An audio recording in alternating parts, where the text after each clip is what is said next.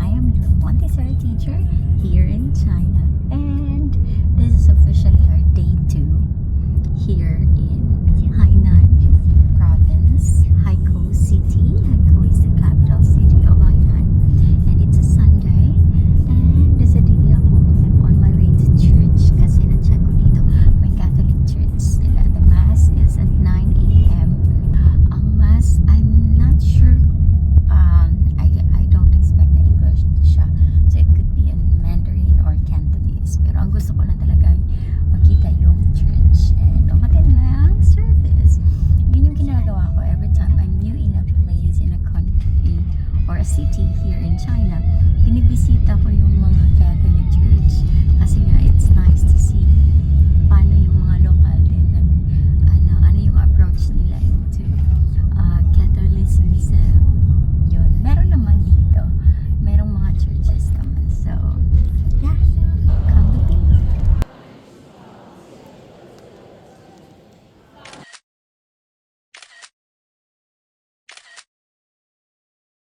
May nakapagtanong sa akin kung kailangan bang marunong kang mag-Chinese kung nagtatrabaho ka sa China. Para sa akin, advantage yan na marunong ka at least to communicate the language. Ay! 对啊，两个。Ito yung breakfast natin, 5 RMB to 2.5. So, total nito 10.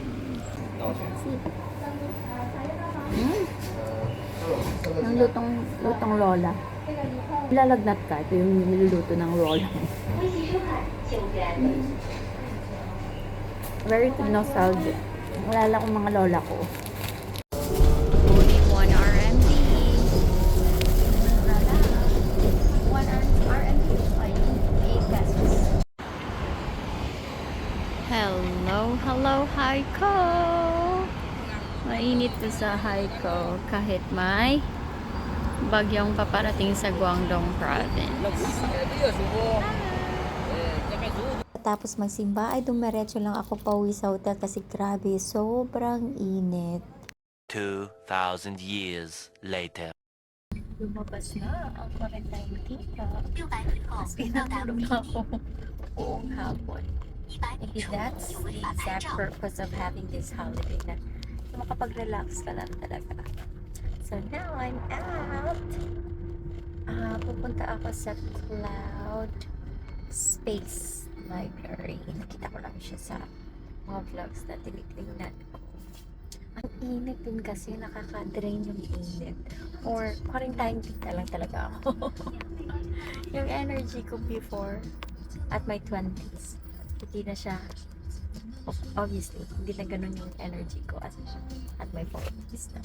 But still, we'll enjoy this time. Our first stop this afternoon is this Cloud Space Library. There are 2 ways to access the library. Una ay pwede kang mag-book using their QR code at yung isa naman ay pumili ka lang ng pagkain sa cafe nila. Fully na ang pag-access online ay napilitan akong bumili na lang sa cafe nila. May kamahalan din ang mga binebenta nila dito. Ang napili ko ay ang 68 RMB na snacks package. Go upstairs and find a seat. We will take it out to you. Oh, thank you. Oh, ang cute. Ang init lang. That's my food. 68 RMB ang nabayaran ko para sa snacks na to. Kaya off budget na tayo for today's video. But ang cute ng food ko. So this is how the Cloud Space Library look like. Parang ang cloud siya. Ang gomis.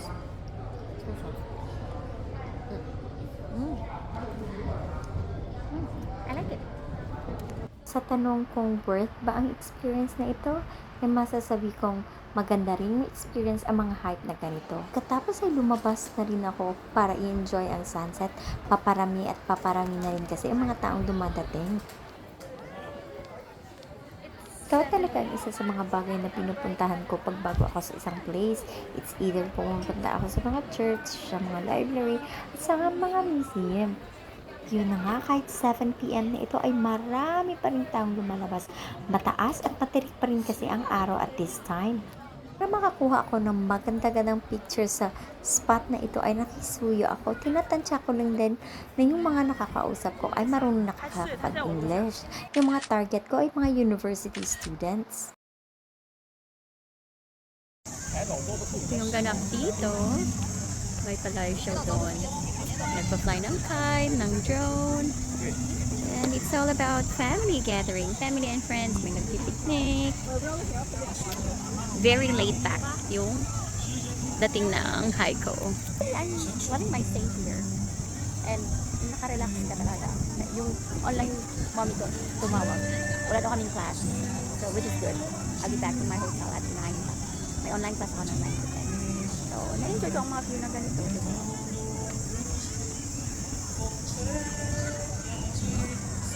Kahapon pa ako nag-crave ng ganito. Malapit lang din sa hotel ko. Ito. There. Okay. 一点点辣。Okay.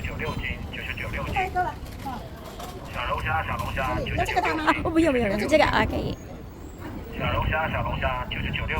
好吃吗？好吃好吃。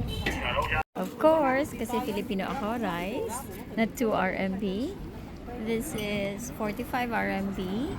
Coke na 2 RMB. Craving satisfied. Let's see. Sarap ng dinner ko. Ang bait nila ate. Nagpa-practice ako ng Chinese ko. So this is the aftermath. Charon! Harap! For day 2 in Haiko ay nakagasto ako ng 168 RMB. Including lang yun ang nagamit ko sa Skyscape. So kung minus yun, pasok pa rin sa 100 RMB per day na budget ko. Thank you!